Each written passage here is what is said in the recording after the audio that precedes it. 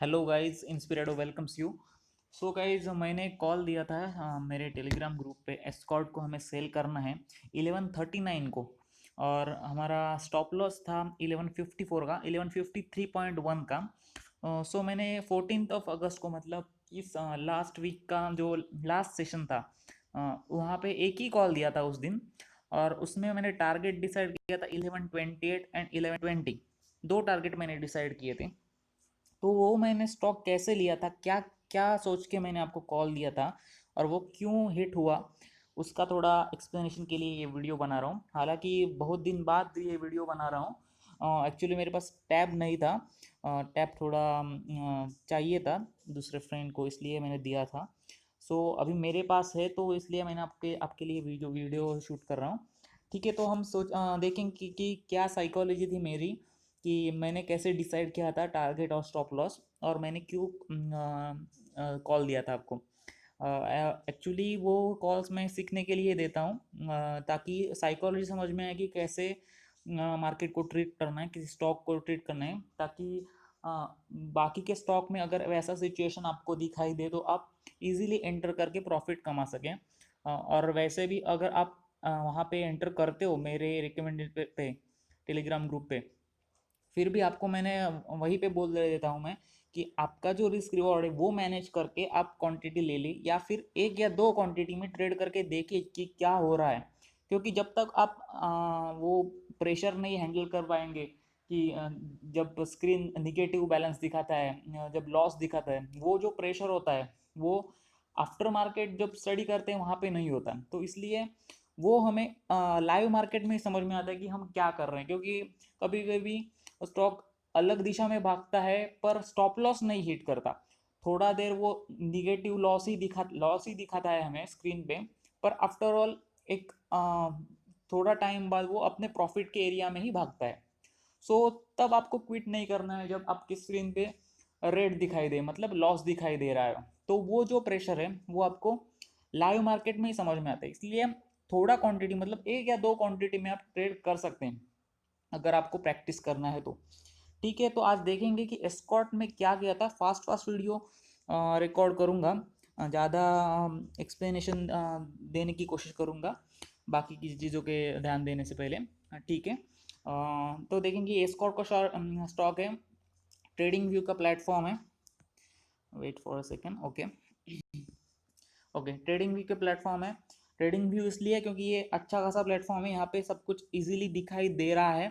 और जीरोदा में ऐसा मतलब जो प्लेटफॉर्म है वो थोड़ा इनसे अच्छा नहीं है, इसलिए ये यूज़ करता हूँ। बाकी का सभी पॉइंट्स आपको, मतलब यहाँ पे जो जो लगाया है वो सब जीरोदा में दिखेगा। ऐसा कुछ नहीं, मैं सिर्फ इसको फॉलो करता हूँ और मेरे जीरोदा अकाउंट से स्टॉक लेता हूँ। मेरा यहाँ पे ट्रेडिंग व्यू पे कोई अकाउंट नहीं। ठीक है, तो एस्कॉर्ट का स्टॉक है, यहाँ पे देख सकते हैं आप। उसके बाद मैंने क्या क्या लगाया, जो मेरे पुराने व्यूवर्स हैं उनको पता रहेगा मैं कितना क्या क्या लगाता हूँ, और वहाँ से ही ट्रेड लेता हूँ।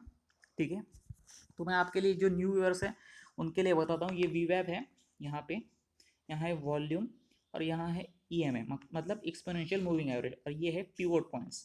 सो ये चार चीज़ें हमने लगाया है। तो वीवैब जो है वो ब्लैक लाइन से दिखाई दे रहा है। एक्सपोनेंशियल मूविंग एवरेज है, वो 20 पीरियड्स का है। 20 पीरियड्स का है, 20 डेज का नहीं है। 20 पीरियड्स का है, मतलब पिछले 20 कैंडल्स जो भी आपने टाइमिंग लगाया है, 5 मिनट 15 मिनट, जो भी टाइमिंग लगाया है उसके लास्ट के 20 periods. Okay, 20 exponential moving average. Okay, वो है। वॉल्यूम नीचे आपको दिखाई दे रहा होगा। और रहा pivot points. Pivot points is important because हमें टारगेट पिवोट पॉइंट्स को देख के ही सेट करना पड़ता है। मतलब मोस्ट ऑफ द टाइम में पिवोट पॉइंट को देख के ही टारगेट सेट करता हूँ, क्योंकि वो अच्छे से वर्क होते हैं। और वो मोस्ट ऑफ द टाइम सबके लिए एक ही रहता है। जैसा वीवैप किसी भी टाइम फ्रेम में सबके लिए, सब जो ट्रेडिंग कर रहे हैं उनके लिए एक ही वैल्यू दिखाता है, वैसे ही पिवोट पॉइंट भी है, जो एक ही वैल्यू दिखाता है, और वहाँ से ही ज़्यादा से ज़्यादा स्टॉक रिवर्स करता है, या फिर वहाँ पे ही टारगेट हिट होते हैं। सो देखेंगे कि पूरा पोजीशन क्या है। ओके, ये मैंने क्लोज किया। और 14 अगस्त को 10:40 के टेलीग्राम ग्रुप का लिंक नीचे डिस्क्रिप्शन में है, वहाँ पे भी आप जाके देख सकते हैं। 10:40 को मैंने कॉल दिया था, सेल एस्कॉर्ट एट 11:39। ओके, सो पहले 10:40 कब हो रहा है वो देखेंगे हम।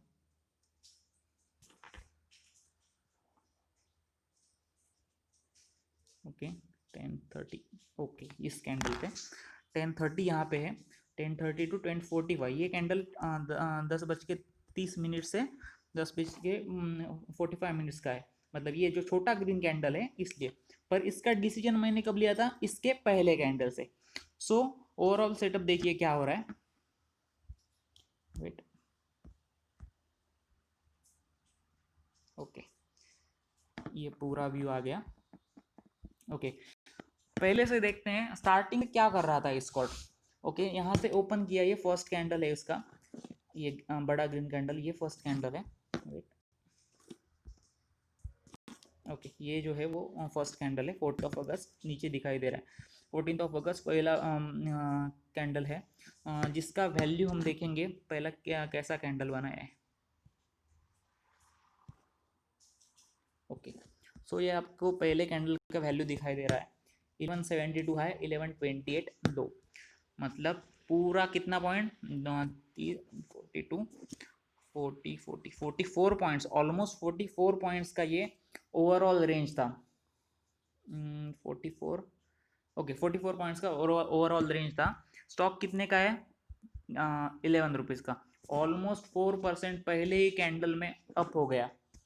सो उसके बाद क्या करेंगे, उसके बाद यहाँ से बाइंग करने के लिए कोई सोचेगा क्या, मोस्ट ऑफ द टाइम नहीं सोचेगा। अगर ऐसा न्यूज़ रहा तो ही सोचेंगे कि अच्छा खासा न्यूज़ है और यहाँ से बाइंग हो सकता है, वरना क्या करेंगे, अगर जो लोग जो भी लोगों ने यहाँ पे बाय किया था, यहाँ पे बाय किया था क्या, इसके पहले बाय करके रखे हैं, होल्डिंग को रखे हैं, वो लोग क्या करेंगे, वो इतना प्रॉफिट थोड़ा तो बुक करेंगे, तो सेलिंग प्रेशर तो आएगा ही आएगा।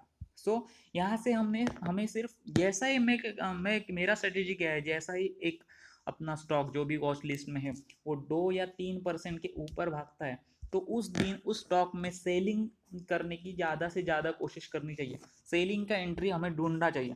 वैसा ही अगर 2 to 3% नीचे गया स्टॉक, तो वहाँ से बाइंग के एंट्री हमें ढूंढना चाहिए। कहाँ पे हम बाय कर सकते हैं, किस पॉइंट पे हम बाय कर सकते हैं, वो ढूंढना पड़ेगा। इसका वजह ये है कि जैसा ही इतना बड़ा मूव आएगा तो कोई तो बुक करने के लिए सोचेगा, तो सेलिंग प्रेशर तो आएगा ही आएगा। और जैसे ही सेलिंग प्रेशर आएगा, जैसे और जिन्होंने बुक नहीं किया है प्रॉफिट, वो उनका प्रॉफिट कम होने लगेगा। जैसे ही उनका प्रॉफिट कम होने लगेगा, वो भी एक पैनिक में सेल कर देंगे, तो सेलिंग प्रेशर और बढ़ेगा और स्टॉक नीचे भागेगा, और यहीं से हमें फ़ायदा उठा के हमें अपना प्रॉफिट जनरेट करना है। सो उसके बाद क्या हुआ देखिए, एक एक कैंडल को समझते हैं ताकि पूरा साइकोलॉजी समझ में, और बार बार आपको मतलब वीडियो पे डिपेंडेंट नहीं होना पड़े, और आपको जैसा ही सेटअप मिले वहाँ पे आप प्रॉफिट कर सकते हैं। सो पहला कैंडल ये है, अच्छा खासा 4% का अप मूव, उसके बाद रेड कैंडल बनाया, ठीक है, अभी भी स्टॉक वीवैप के नीचे क्लोज किया है, पर पूरा क्लोज नहीं किया है, और थोड़ा सा रेड कैंडल बना है, ठीक है, पर पहला इतना बड़ा मूव, उसके बाद ये रेड कैंडल हम अभी भी एंटर करने का नहीं सोचेंगे। उसके बाद एक आपको क्या दिख रहा है यहाँ पे, एक आ, थोड़ा सा एक पॉइंट दिख रहा है, ये लोअर लो बनाया, भले ही कैंडल ग्रीन बनाया पर लोअर लो एक बनाया, इसका लो उसने तोड़ दिया। पर उसके बाद क्या हुआ, उसके बाद ये हुआ कि इस रेड कैंडल ने फिर से उसको हाई बना के रेड में, मतलब वीवैप के नीचे क्लोज किया, ठीक है, मतलब यहाँ पे थोड़ा हमें डाउटफुल लग रहा है कि यहाँ से ऊपर नहीं जा सकता, पर यहाँ यहाँ से कंसोलिडेट करके ऐसा ऐसा करके बाद में भागा, तो इसलिए वीवैप को कैसा ट्रीट करता है वो हमें देखना पड़ेगा। उसके बाद उसने कंफर्म डिसीजन दिया, ये इसलिए मैं बोल रहा हूँ कंफर्म डिसीजन दिया, क्योंकि उसने पूरा ओपन ही वीवैप के नीचे किया था।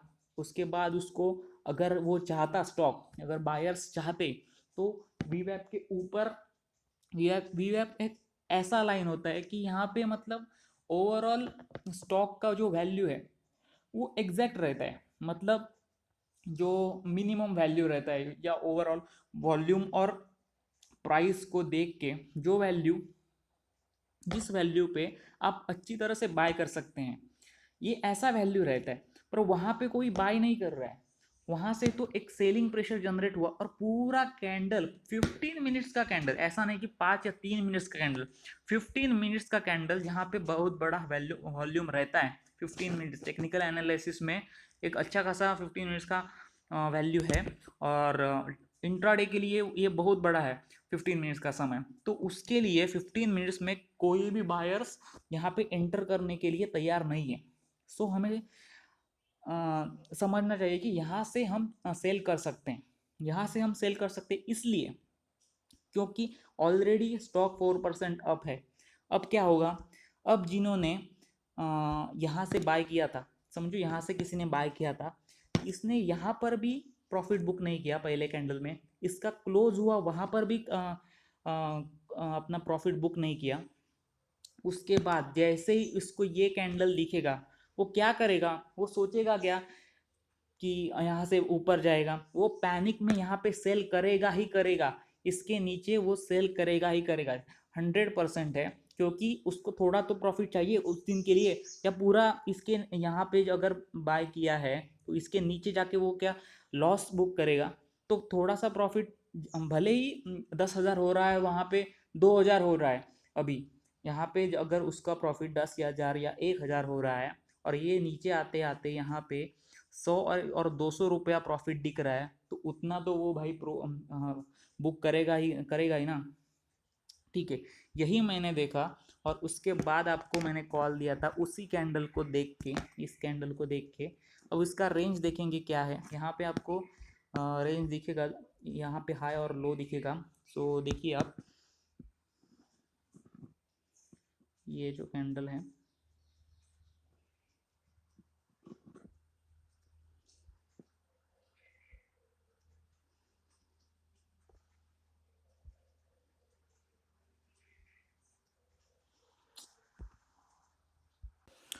ठीक है, सॉरी। सो यहाँ पे आप देख सकते हैं, ये कैंडल पे मैंने एक क्रॉस बार लगाया है, इसलिए 1152.40 का हाई है, और 38.90 ऑलमोस्ट 39 का लो है। तो इसी कैंडल को देख के मैंने ये डिसाइड किया था कि यहाँ से अगर और नीचे भागता है स्टॉक, तो बहुत बड़ा सेल आ सकता है। बहुत बड़ा मतलब इतना भी बड़ा नहीं कि जहाँ पे यहाँ ये दिख रहा है, ये बाद में ग्लोबल मार्केट्स का जो सेंटीमेंट चेंज हुआ उसलिए इसलिए आया। इस नहीं तो मैंने पहले ही बोल दिया था होता। वहाँ पे मैंने टेलीग्राम ग्रुप पे आप देख सकते हैं, मैंने टारगेट सॉरी 1128 और 1120 ही लिखा था। मुझे भी ये पता नहीं था ये इतना रैली आएगा। सो ये इसका क्रेडिट मैं नहीं लूँगा, क्योंकि मैंने इतना छोटा छोटा टारगेट क्यों दिया था, क्योंकि स्टार्टिंग में ही हमें न्यूज़ का कुछ पता नहीं है कि क्या न्यूज़ है, इतना बड़ा कैंडल स्टार्टिंग में क्यों बना। इसलिए मुझे ये चाहिए था कि फर्स्ट टारगेट तो जो भी ओपन है उसके ऊपर रहे, जो भी ओपन है, जो भी आज का दिन का ओपन है उसके ऊपर रहे, ताकि अगर सच में बड़ा न्यूज़ है तो वहाँ से भी एक बाइंग प्रेशर जनरेट हो सकता है, और वहाँ से भी स्टॉक करेक्ट करके फिर से ऊपर भाग सकता है। सो मैंने डिसाइड किया कि ठीक है, वहाँ तक तो पहला प्रॉफिट हम बुक करेंगे। इसलिए देखिए, अब मेरा पूरा ध्यान रहा था पिवट पॉइंट पे। पिवट पॉइंट पे कैसा है, पहले तो यहाँ पे, यहाँ इसके नीचे हम क्लोज, इसके नीचे हम सेल करेंगे, wait for it, okay okay, इस ये कैंडल के नीचे हमें सेल करना है ऑलमोस्ट R1 पे। उसके बाद पहला दिख रहा है ये P1, ठीक है, P1 पे दिख रहा है, पर हम देखेंगे कि असलियत में P1 कहाँ पर है। ओके, आपको राइट साइड में दिखाई देगा, ये देखिए यहाँ पे, आप यहाँ देखिए 1126 को है। इसलिए मैंने पहला टारगेट ये दिया था कि 1128, ठीक है, यहाँ तक तो हम बुक कर सकते हैं। पूरा 1126 को मतलब एक्सपेक्ट नहीं करके 1128 को बुक करते हैं, ऐसा मैंने सोचा था।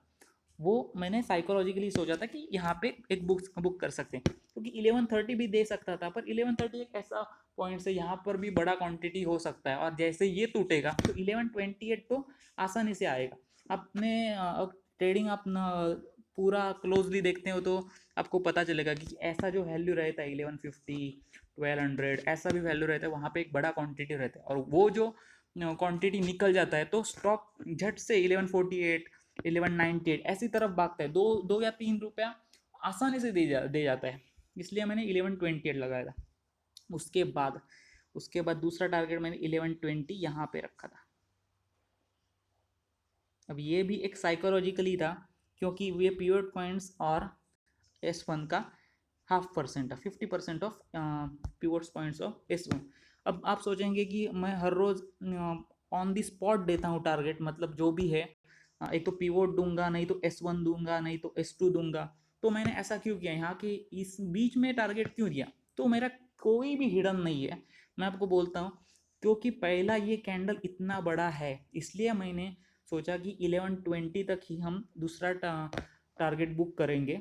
ज़्यादा की अपेक्षा में जो भी प्रॉफिट है, पेशेंस के साथ जो भी कमाया है, वो जाने की गलती हम नहीं करेंगे, इसलिए ऐसा मैंने दिया था। उसके बाद जो सेंटीमेंट बिगड़ गया, अगर आपने कवर ऑर्डर या फिर प्रॉफिट का ऑर्डर नहीं लगाया तो पूरा आपको मिल गया होगा, वो अलग बात है। ऐसा होता है मार्केट में। सो हमारा स्टॉप लॉस तो कंफर्म था, इसलिए जो भी प्रॉफिट है आपने लिया होगा तो अच्छी बात है। पर ऐसा मत कीजिए कि आपने स्टॉप लॉस नहीं लगाया और सिर्फ प्रॉफिट का ऑर्डर लगाया। तो स्टॉप लॉस का ऑर्डर जरूर लगाए, वो अपने फ्रेंड है, स्टॉप लॉस भी अपना फ्रेंड है। ये साइकोलॉजी समझे कि वो अपना पैसा बचाता है, वो हमें मार्केट से बाहर करता है ये मत देखिए, पर वो पैसा बचाता है वो देखिए। और जैसा ही आपको अपना टारगेट मिले वहाँ पे वेट वहाँ पे आप बुक कर सकते हैं, वहाँ पे बुक कीजिए, क्योंकि आप सीख रहे हैं। और स्टार्टिंग में तो जहाँ पे टारगेट मिले वहाँ पे बुक कीजिए। सो ये ओवरऑल सेटअप था स्कॉट का। और 2-3 वीडियो भी मैं बनाऊंगा। उसके पहले भी थोड़े कॉल्स मेरे हिट भी हुए थे और फ्लॉप भी हुए हैं। जो फ्लॉप हुए हैं वो क्यों हुए हैं, और उसका जो नेचर क्या था, उसकी साइकोलॉजी क्या थी, क्या उस स्टॉक में स्टॉप लॉस होने से पहले कुछ ट्रिगर दिया था कि वो भी हम देखेंगे आने वाले वीडियो में। सो जुड़े रहिए मेरे से, और आप टेलीग्राम ग्रुप पे भी ऐड हो सकते हैं, नीचे डिस्क्रिप्शन में लिंक है, आपको वहाँ से मिल जाएगा। या फिर डायरेक्ट आप यहाँ पे टेलीग्राम ग्रुप पे गए और शेयर मार्केट बेसिक सर्च किया तो भी आपको ग्रुप चैनल मिल जाएगा। So thank you and God bless you.